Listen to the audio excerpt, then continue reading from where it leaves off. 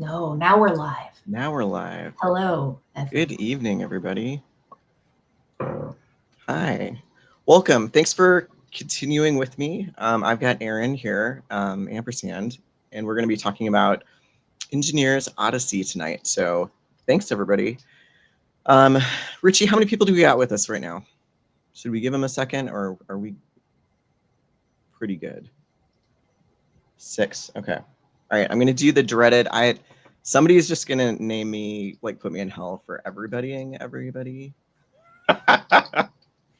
Just do it. Give absolutely zero shits. Just start tagging everyone. Yeah. This is a con-related thing. I think you have the permission to do so. If Geneva yells at you, I'll take the punt. I'll just get that guy. I'll be that guy. So we'll give everybody a second or two. We were just having a great conversation. I want to know, has anybody in the chat seen... Yeah, I do need to make... people forgive Pop for everything. But has anybody in the chat seen the movie Space Camp? It's like 80s. Space Camp, anybody? It's the movie that made everybody want to go to space camp when I was a kid. I might be dating myself here. Not a single person. Okay, I was going to say my spouse. 2 people. Yes. 2 people. Yeah. Okay, good. All right, you're making me feel a little bit better. Yes. Yeah, I loved that movie. So we were just talking about, it's Huntsville, right? Huntsville. Yeah, I live in the Huntsville area. Not like technically in the city limits, but close enough. Huntsville is the home of Space Camp. The middle schools in the area will just let like 7th graders be like, hey, you want to take a week off of school and go to Space Camp for half price? Mm-hmm. And which is still incredible. in Alabama, but we're pretty... Might be this height. Yeah. It's a pretty good place, Huntsville. That's fair. Yeah.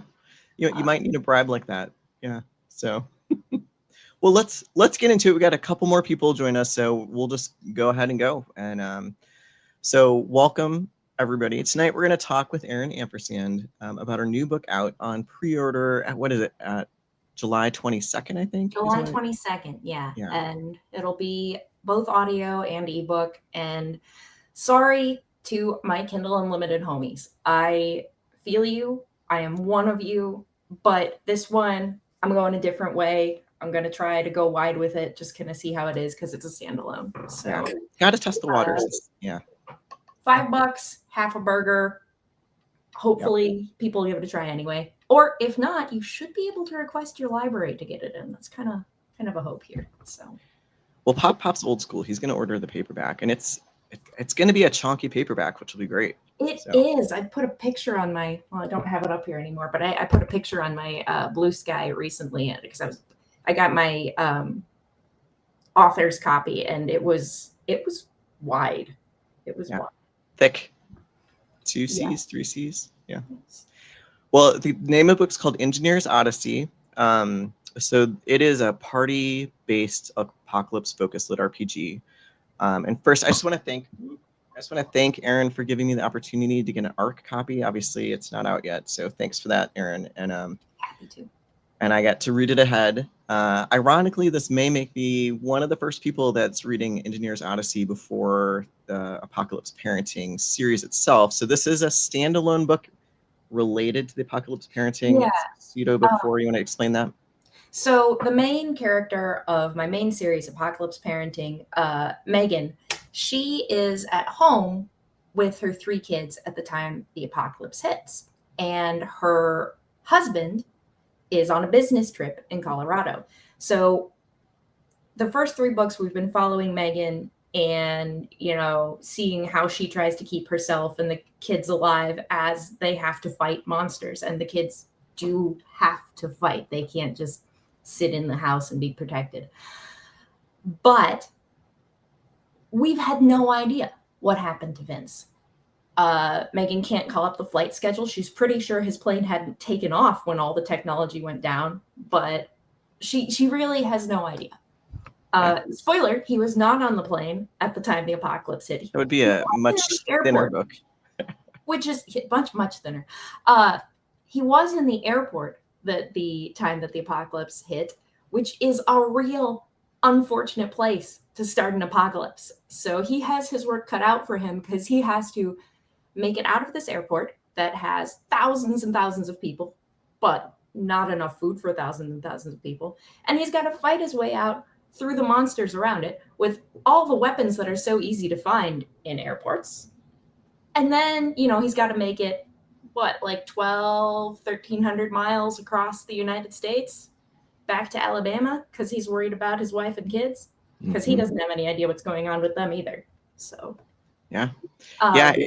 It's great. And, we're going to get into some questions here, but, I think that those of us that are headed to Denver in a week for the Lit RPG Con, just be glad you did not binge this book right before you're leaving, because you're going to look at Lucifer and the airport in a whole different light after reading the book. It gets pretty detailed. So yeah, read it. Well, it'll come out after the con, so you can read it after you're safely away. It'll be great. Yeah. So, part of the story is, I said it was party based. Vince, our main character, goes on this work trip, and he's got like his boss, and like there's like a manager, a project manager, a couple of engineers with them, and it's like your Tuesday morning corporate meeting, and you're stuck in the apocalypse with them trying to do this like road trip from hell, right? Yeah, I absolutely, because I was talking with Reck a little bit about this before the stream started, but I am about as much of an engineer as it's possible to be without actually being an engineer. My parents are engineers, got a sibling who's an engineer, got two brother-in-laws who are engineers, married to an engineer, live in Huntsville where literally everyone is an engineer. So like our entire social circle is engineers. So I know the engineer pretty well, and it was fun, I think, to draw on personalities that I've seen, that I hear people talk about around the game table and stuff. Definitely, some of the characters were more of a synthesis, and some were more close to some actual specific people that I know. But yeah, no, it was fun. And a lot of the people who have provided some inspiration have also read the book. And so that's also been fun. So yeah, no, that's excellent. Yeah. Well, let's learn a little bit more about you. Now your first name's Erin, and I'm assuming that's what you want us to call you at the con. Erin's good. Erin is my both my real and my fake first name. Ampersand, I wish was my last name. I was gonna when we got ask. married, I was trying to convince my husband that we should just get rid of both our last names and go with like Supernova or something, but that's not what we did. No. Not my choice. But because I do have a family, I do have kids, and also I've been a woman on the internet for a long, long time, and it's one thing to kind of put myself out there, and it's another thing to kind of put my family out there. So if I have the pen name, it's kind of that, that layer, tissue thin as it may be, like this is how you interact with me.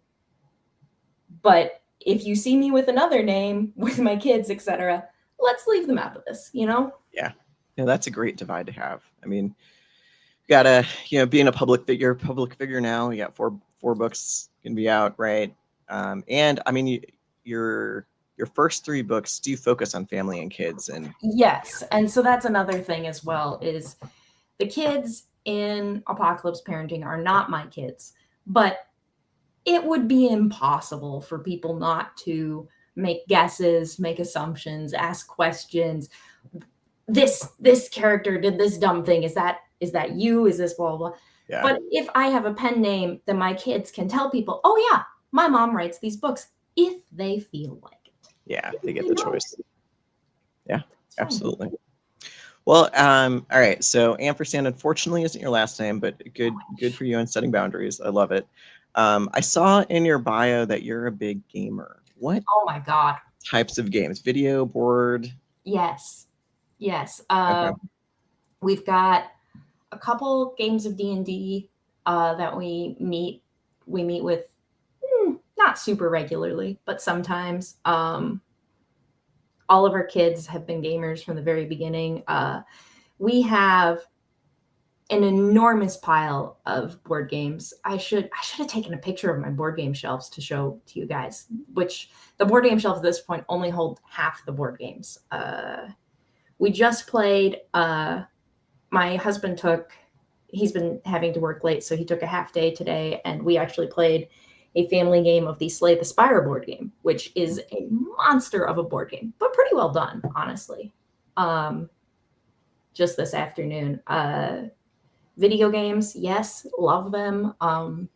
Terraria, RimWorld, all of the roguelike deck builder things, I love those. I've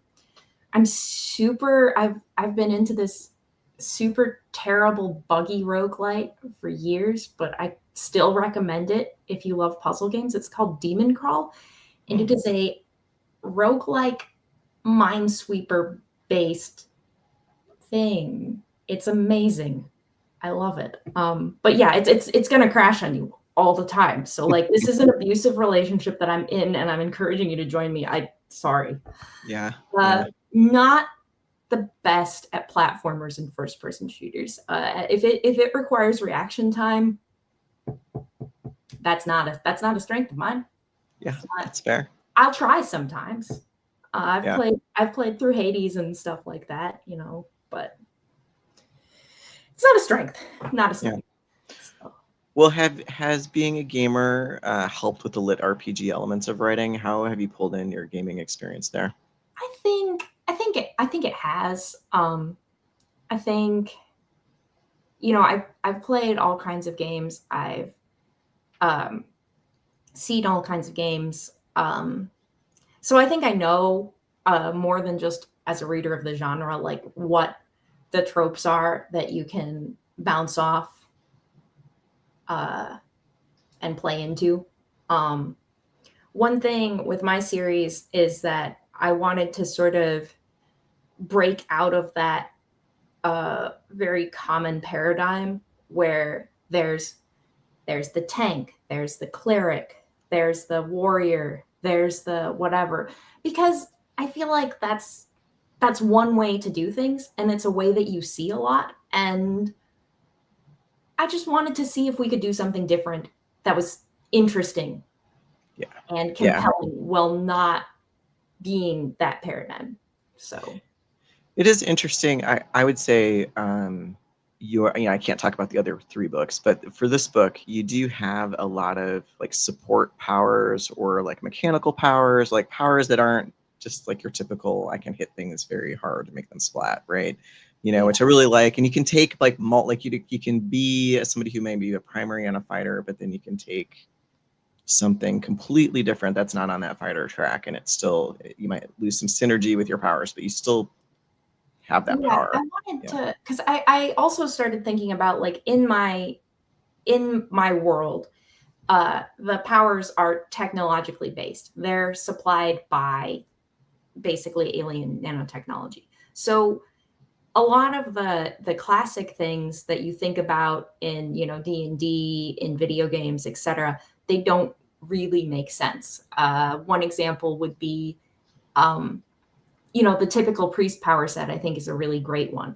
They, what does a cleric do? They turn undead. They cure wounds, and they probably provide some kind of like shields or something like that. But like mechanically, those don't really have a lot to do. If you thought about the actual physics, the actual like mechanism of the powers, there's not really any overlap between those. Create water, that's another classic cleric ability. Like purify water, like it doesn't overlap. If you think about like the actual mechanics of how it works. And so as you're making choices in my system, you're kind of making a decision like, I can get abilities that are more similar, and then all my abilities will be stronger, but I won't be able to do as many things. And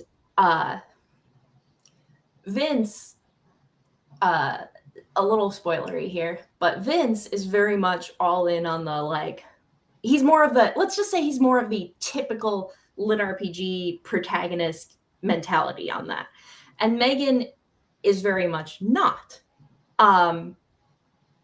But they both make it work in their different ways. Yeah. Sometimes to the frustration of readers with one or the other of them, actually. Yeah. That makes me actually really interested to read the other 3 novels, because Vince is more of a, for it being Engineer's Odyssey, he is more of like, I'm going to punch you now type of, power base. And yeah. And yeah, I'm interested to see how Megan and the kids builds end up. So She has some unique challenges there. yeah. Let me say. Yes, well, and for readers, like, one of the things that you see about this particular version of the apocalypse is that characters that, like, they're actively punishing kind of characters for being more innovative, and they've got these like individual challenges that people end up in. And so, like, your kid, your 2 or 3-year-old might get like sucked away for this individual challenge that they have to do by themselves, and or with maybe a stranger or something like that. And so I don't know, I'm like excited to read the other books to see how that plays out.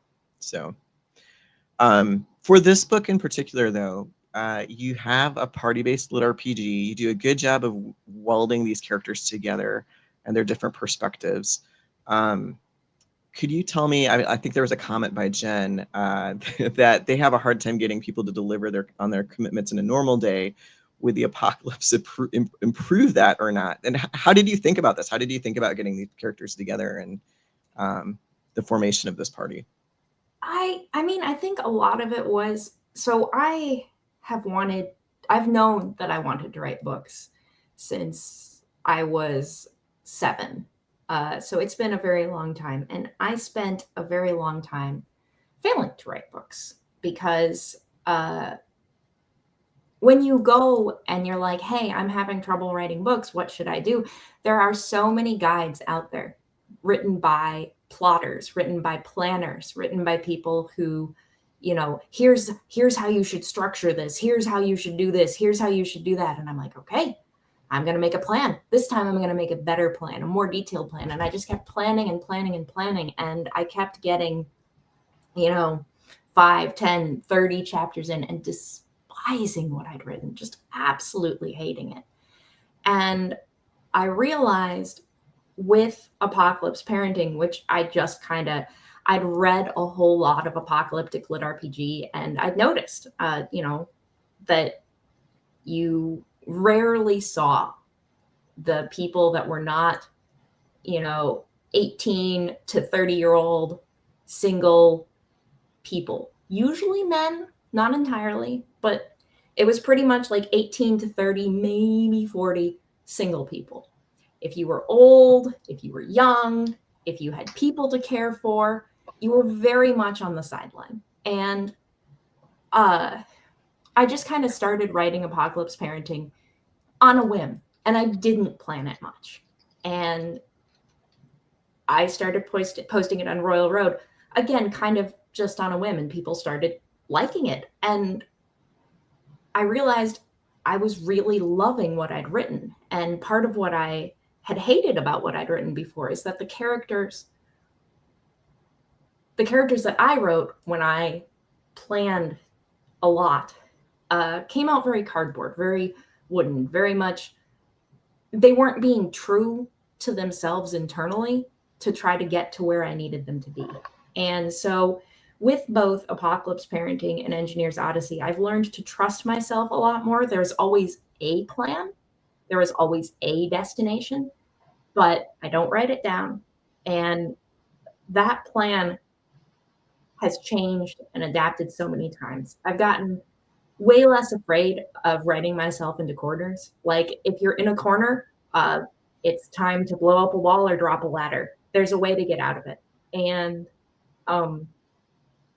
so this is all a very long roundabout way of saying, I started writing Apocalypse Parenting, and, I was like, I want it to be focused on the mom here. I don't want her to be focused on her husband. So he's got to be real far away. but I'd like her to have a husband. I don't want her to be, you know, a permanent single mom.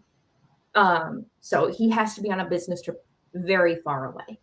And as I said, my husband's an engineer. When he goes on business trips that are very far away, lengthy, usually there are people with him. Frequently, they do fly together. And I mean, again, the game influence. I know I said I was trying to get away from a lot of typical game things, but Five People's a real good, real classic, you know. Yeah. Here's a party. We Yeah. got a party of people. And I wanted to write something very different than apocalypse parenting, because when you fail at something 10, 20 times, just because you finally started succeeding, there can be, I think, for me at least, there was some doubt, like, have I really cracked this? Have I figured out how to do this thing I've wanted to do all this life? Or did I just get lucky?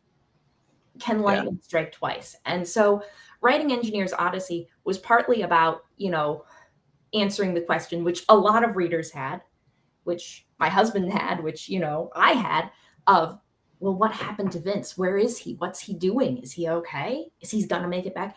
And it was partly about answering for myself, can I write something that's not from a viewpoint of somebody fairly similar to myself? Can I write something, you know, with a bunch of people who are not like myself, doing things that aren't like what I would do in a place where that isn't close to where I live? And, you know, hopefully I succeeded, but I feel better about it. Yeah, no, it's great. Yeah, well, okay, so there's a lot of ground covered there. So it sounds like you are a pantser, not a plotter at heart, even though you try to be a plotter. Yeah, I mean, there's a lot of world building work done. There's always a path, but to drop back into the video game metaphor, it's like when you have like an RTS and you click like out into the fog of war somewhere, your character will like have a path that they're going to try to get to that spot. Yeah. But as they run into trees and camps of goblins and all of other that stuff, it might end up that instead of the straight line they'd originally planned, it's more like this. Yeah. So. Jay and I talked about that last night, about how there's this like secret sauce of when you like let go and let your characters kind of do what they would do based on their personalities and stuff. There's like a special, you know, special sauce when that happens, and it just kind of forces you to stretch yourself as a writer. And I think it sounds like it, almost exactly, you know, like if you got too strict a road plan, it's you run right over your characters, right? You know, I'm not trying to knock plotters. I think both plotting and pantsing have their weaknesses that can show up in the stories, especially when they're done poorly. And I think that they can both, you know, a great writer can overcome the weaknesses of either approach. But I do like to kind of advocate for pantsing because, I mean, maybe I'm especially foolish. It's possible, but you don't see people being like, this is let me take that back. I thought that pantsing was the lazy way of writing. That was the impression I'd gotten from reading all the books written by plotters over the years. And I don't think that that's necessarily true. I think that it is the right path for some of us. Yeah, I would agree with that. Yeah. It's the, are you, you know, like if you don't get up early in the morning, then you're lazy. Well, if I stayed up till 5 a.m., so never happens. You know, but, okay, so let's get back into it. And everybody start thinking about the questions you've got. I've got a couple more of my own, but then we're going to dip into the chat. So if this sounds like we've got a few people that haven't read your books yet, Erin. So, you know, if you guys have questions about the series or the whatever, you know, I can't speak to book 1 through 3, but we've got the source of truth here. So one of the things that I like about this book is it is pretty like mechanic light, I would say. There, you don't have long stat sheets because the system doesn't provide them. So this group, being very on brand for engineers, they're constantly trying to, you see them try to logic out like the powers and how they work and synergize using math and data. Like you don't get the spreadsheets, but you know, Erin talks about them making spreadsheets by hand and stuff. I'm not gonna lie, as a little data cruncher myself, I loved that was in there, you know. And they didn't always get it. They couldn't quite figure it out all the time. But what was the inspiration for that? I think a lot of the feeling that I had with apocalypse parenting was that with a lot of the stuff I'd read in the genre, there's a sense of things being very convenient. You know, okay, this system descended on the earth for whatever reason, but it's not going to give these powers to kids under 14. Actually, you know, kids under 10 are going to go to this special nursery realm in this different place than everyone else, and they're going to just live a nice place with puppies and cupcakes. And then when they're 11, they get powers and they come down here and die to the wolves. It'll be great. And one of the things that also struck me in a non-kid related way was sometimes the system seemed like it couldn't decide whether it wanted to be cruel or whether it wanted to be kind. And I have done a ton of world building for this universe. Some of it eventually shows up in some of the, especially later books of apocalypse parenting. But I don't feel it's spoilery to say there is a galactic civilization out there.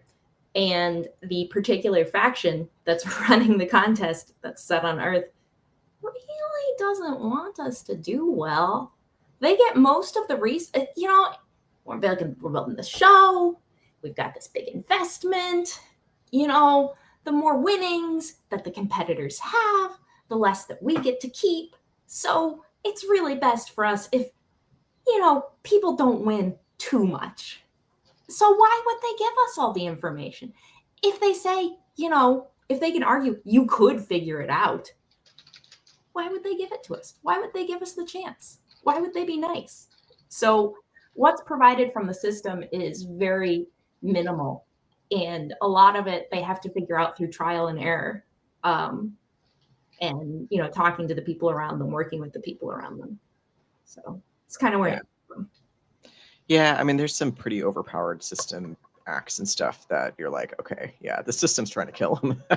These aliens are not. Right, but like then sometimes that same system, and I don't want to like name names or point fingers, and I've loved a lot of the books that do this. Like, you know, you can have flaws and still be a great story. But sometimes I'm sitting there like, justify that. Why was the system so kind to them right there? Yeah. And so mean to them a minute ago? Like, I mean, in Dungeon Crawler Carl, sometimes the system is like that, but that's an element of the plot. Nobody's sure whose side the system is on. Nobody's sure if it's just lost its mind or if it's pretending to. So, like, you can have a capricious system, but, like, it should be acknowledged as capricious if that's the case, if that makes sense. I think the system in Dungeon Crawler Carl's on the same side as Richie.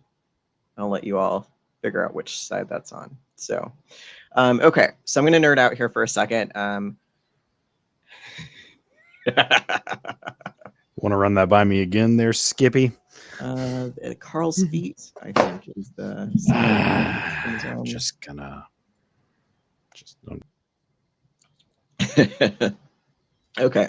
So if I can take a second, just because I did watch a bit of your streams that you've done earlier, and I've been slowly scooting my fencing trophy onto the screen and hoping you comment on it. Sorry. Yeah, no. I mean, I'm not that good at it, and I haven't done it in a couple decades. And I think you said you stopped a few years ago. So you would probably kick my ass.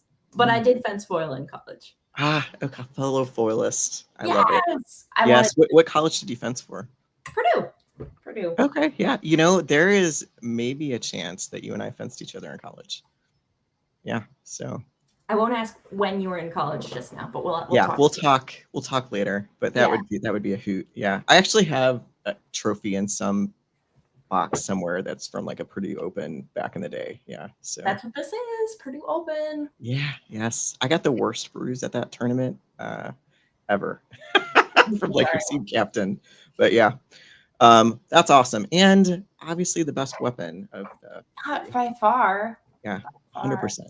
That's awesome. I was Well, so that makes excited sense. when Mariel Zagunis won the medal at the Olympics. Sorry, anyways, whatever. Yeah, we'll fencers can talk about fencing. We can get into this Different later, things but I to just talk. wanted to get it out there because, I mean, we're definitely, like Rin was talking about the difficulty of getting like tennis rackets to the con, but like I have to imagine that she's never tried to get like a fencing foil. Fencing, yeah. Getting a sword on a plane is hard. It's sad, but that's the society we live in. It's true. Okay, well, let's get back to it. I'm going to nerd out a little bit. So in at least in Engineer's Odyssey, and I'm assuming this is true for the Apocalypse as a whole, but the system uses base 12 math, which I thought was a neat little extra. But why did you decide to torture yourself that way? That's a really good question, honestly. Like, there are still some errors that have slipped through and made it to print where the aliens suspiciously do not use a number that they would arrive at through base 10. But I've tried real hard. And the reason for that is that it helps my immersion with a property when the aliens are alien, when they don't come at things with the human assumption. I've been watching a lot of the old Star Trek with my husband, and I have been irritating him so much with like, why are they just humans but blue? Why are they just humans but furry? Oh, there's this and that. Uh-huh. Yeah, but all the animals on all these planets are different, but the humans are all the intelligent species are all basically the same. Well, yeah.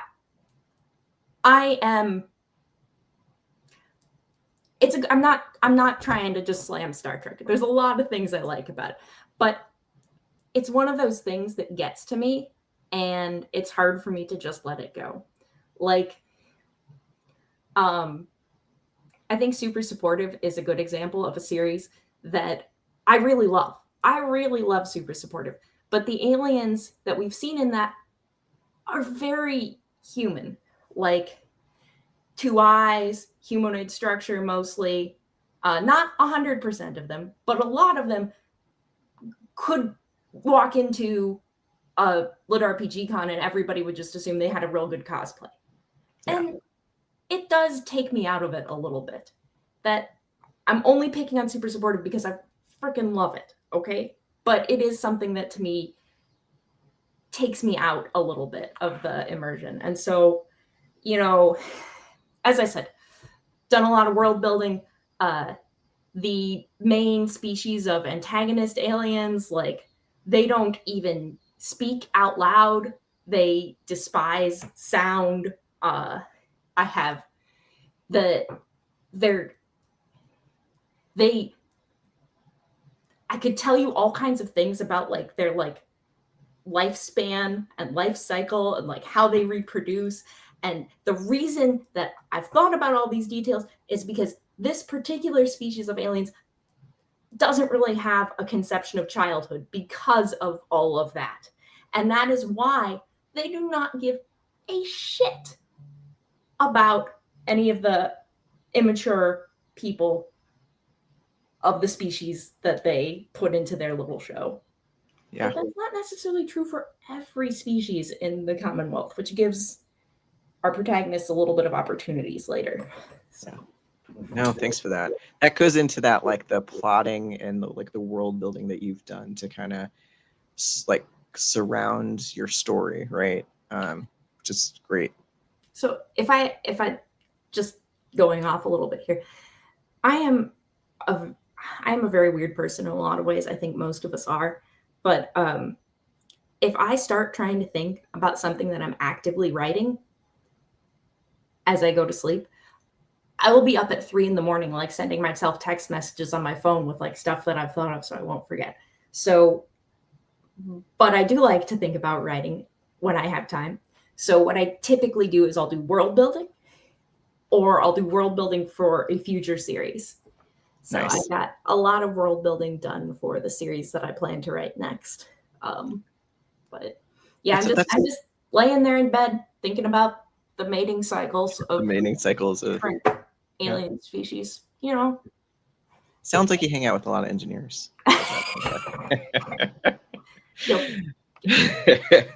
All right, so let's open it up to some questions from the crowd. If you've got a question, go ahead and put it in the chat, and we'll get it answered for you. We got Erin here for a little bit longer. While we're waiting for a question or two, I do want to ask you. You kind of hinted that you've got some other series in the works here. So you've got Apocalypse Parenting book 1 through 3, and then this kind of a side book 3.5 ish for the series. What's next? So book 4 comes out later this summer. Book 5, I'm finishing up the rough draft of right now, and that will tie up the series. So it'll be a completed series after book 5. I haven't really talked about what I'm going to do next, and I have a number of ideas that I have a couple of ideas, but I think the one that is most likely to win will be sort of a progression fantasy, not a lit RPG explicitly. And what I've said to people when I've talked to them about this is sort of a magic school, but not really. And then I start talking about the concept, and they're like, that's not a magic school. And I'm like, yeah, but they're learning magic. It's all a whole bunch of people learning magic. They're just trapped in a giant death building while they do it. The death building is trying to help or kill them. And I'm like, and they're like, that's not a school. So the definition of a school there is pretty loose. So it's not a magic school, but like, I feel like it's hitting some of those same vibes. I don't have anything more than that I'm ready to say at this moment. I'm sorry. No, it's okay. That's all right. Gives us get everybody something to look forward to. So, all right. Totally. Yeah. Broken Joker. I don't know if I would send my kids to your school. Just saying. Yeah. No. Not if you have books. Yeah. All right. Inspiration for you.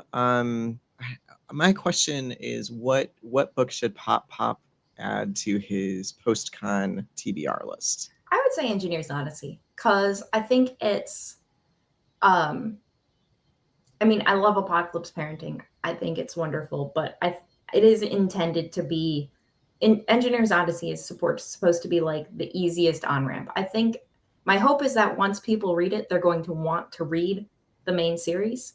But Engineer's Odyssey is, I think, closer to what a lot of authors are doing in lit RPG. Still my own spin, still my own take on it, but it's a little bit less of a jump, less of a stretch. And yeah, probably Engineer's Odyssey, I would say. Okay, fair enough. Yeah, Broken Joker makes the point that we thought school was always out to get us, and there's something to be said for that. Okay, social information. Well, at the con, because you're going to be at the con, right, Erin? Where are you going to be hanging out? What's the areas that we should look for you in? So I have a couple of panels that I'm going to be on. I'm going to be on the Women in Lit RPG panel, which is Saturday morning. I'm going to be on the what's it called? It's like the Consequences panel. Respawn Not This Time, which is Saturday evening, and then I'm going to be moderating the Cozy Lit RPG panel. And then in addition to that, I'll be at the game tables for part of the time, and I will have a couple of book signing times. I think one is 11 to 12 and one is 3 to 4 on Saturday with Elanders. I had a few books printed through them, so you can pick up a copy, get it autographed. Just come and say hi. We'll be happy to chat. Nice. So you're going to be all over the place. I was looking at this and I'm like, oh my gosh, my schedule's so packed. But yeah. Wait, is this right? I'm gonna. Is there a panel that you're looking forward to going to and observing? Yeah. There's a couple of them. I'm a huge fan of Drew Hayes. So I definitely want to try to make the roll for outline plotter, pantser, or chaos mage on Sunday. And I am very curious about the Saturday evening entertainment the imminent peril thing. Mm, I yeah. I honestly don't know what to expect with it, but my fingers are super crossed that it's going to be like this sort of ancient event that they held at a Gen Con in Indy, which I don't know if anybody here has been to Gen Con, but Tracy Hickman, the author, one of the authors of the Dragonlance series, for years ran a panel called the Killer Breakfast. I've been. I went to the Killer Breakfast twice, and it was amazing. And he doesn't do it anymore, and Yeah. the world has lost something there.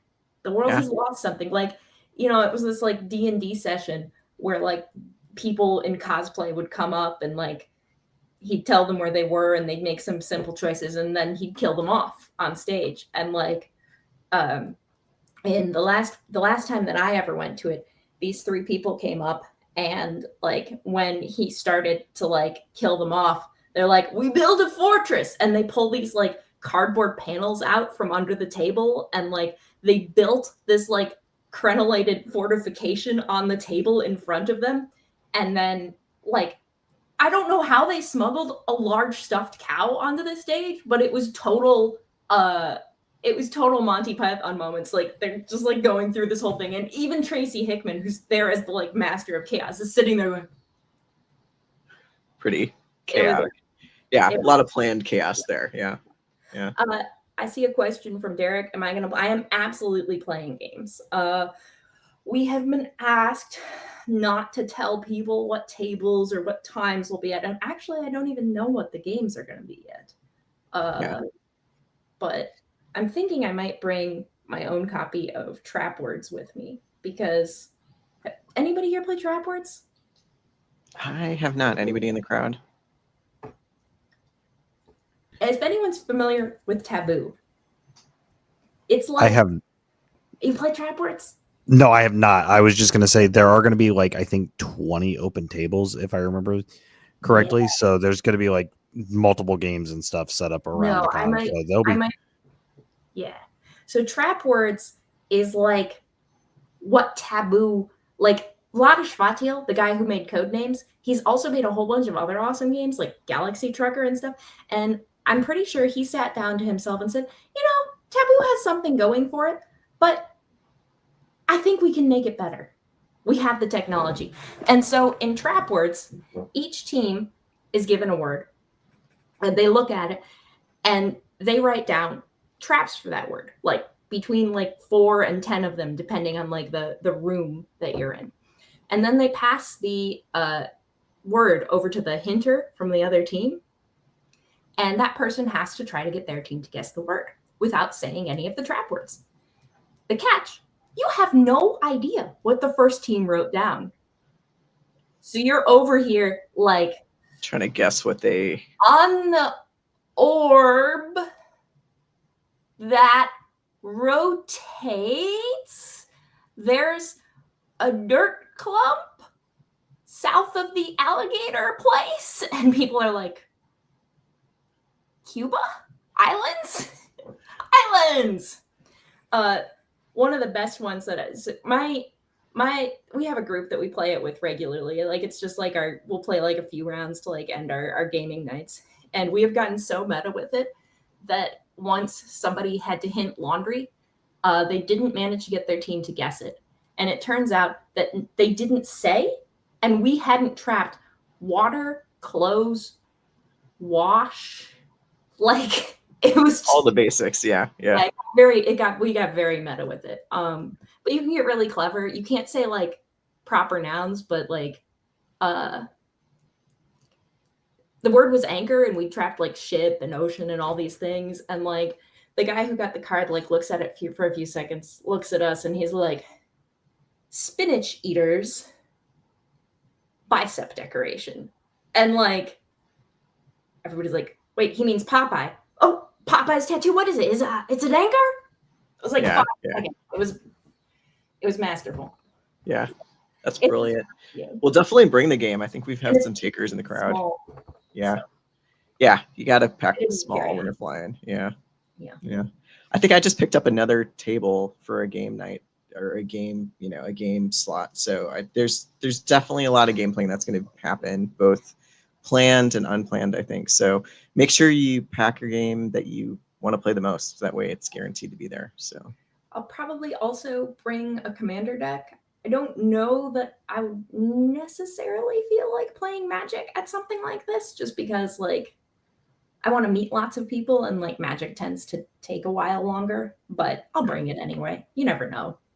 there's definitely a few people bringing commander decks. We talked to Ren, I think Tuesday That's night. what it Yeah. seems to be, yeah. So I'm more of a casual Magic player. I've been playing for a long time, but like I did win a tournament once. I do not typically finish in the top half at a tournament if I even go to one, which I've been to like 2 in the past decade. So, Yeah. I am a baby Magic player myself. I'm definitely classified as noob still. So, yeah. You bring in We'll a see. commander deck? I'm going to. I don't know if like you. I don't know if I'll get to it, but I'm definitely bringing one. I mean, they're so portable. What are you bringing? Right. It's a zombie. It's like Gara, and yeah, it's Gara and something. I don't. It's just one of the pre-built Fair decks. Yeah. No. All right. One last question for you. Social media. Where is the best place, or where are you hanging out? You mentioned Blue Sky earlier. Facebook, Discord. Where are you at? I do have a Discord. I have a Blue Sky account. I have a Facebook. But so if you go to my website, which is just erinampersand.com, there should be links to all of those things. If you're looking for just one place to follow me, I probably post on Blue Sky more than anything else. Just because, I don't know, I like that place. I'm on Blue Sky, but I haven't. Is there a lit RPG community over there? So there's Blue Sky's a little bit strange. There's like feeds and like lists and stuff that you can follow. Different people have collected like a bunch of lit RPG authors. I actually have a feed that just searches posts for the word lit RPG, and then I look at those every day. But okay, yeah, we'll see you on there then. Yeah, to check it out. All right. Well, Erin, thanks for joining tonight. I really appreciate it. You've obviously put a lot of thought and crafting into your stories. I highly recommend them. We've got Parenting Apocalypse, book 1 through 3, and then Engineers Odyssey. Apocalypse Parenting 1 through 3, right? And then Engineers Odyssey is the one that's coming out July 22nd. So tomorrow night, we're going to take a break. Everybody can have date night with their honeys. We'll see you guys back here live on Saturday night. I'm going to be interviewing, I think the next one is JD, and we're going to be talking about Nocturne. So see you guys Saturday night talking about Nocturne. All right. Thanks everybody.